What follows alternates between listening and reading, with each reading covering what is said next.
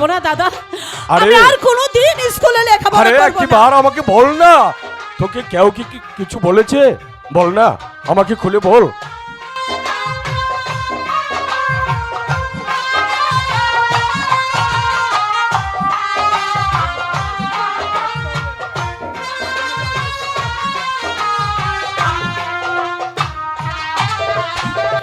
শাহালোক গ্রামের তো তুমি আহ দাদা গো, ও দাদা ও গালি দিল মোরে দাদা, আর যাব না ওই স্কুলে পড়তে।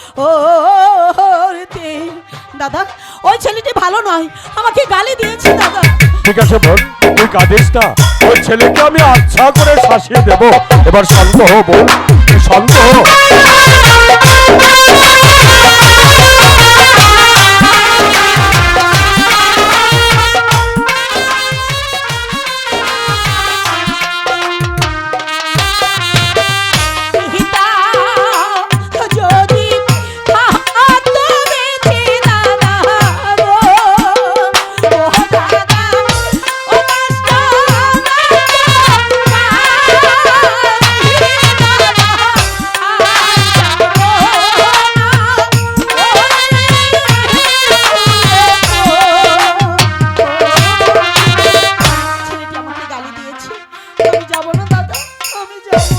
আরে আমার কথা শোন, আমি ওই তোতা মিয়াকে আচ্ছা করে শাসিয়ে দেব। সত্যি বলছো?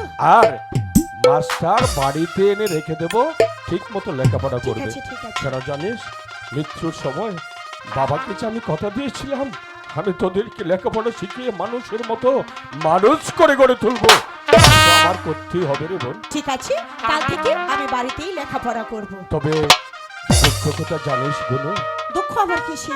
খালেককে একে একে 3টি পত্র দিয়েছি, কিন্তু সে আমার একটি পত্রেরও উত্তর দেয়নি।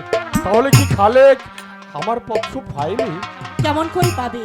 আমিও তাকে 3টি পত্র দিয়েছি, বিলেতে গিয়ে মনে হয় আমাদেরকে একেবারে ভুলেই গেছে। এ হতে পারে না দাদা। ওই ওই তো আমার খালেকের কণ্ঠস্বর মনে হয়। খালেক? হ্যাঁ, তুমি ভুল বলছো।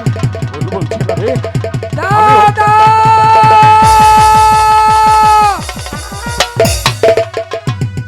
দাদা খালেক, তুমি কেমন আছো দাদা? ভালো আছি রে, তুই কেমন আছিস?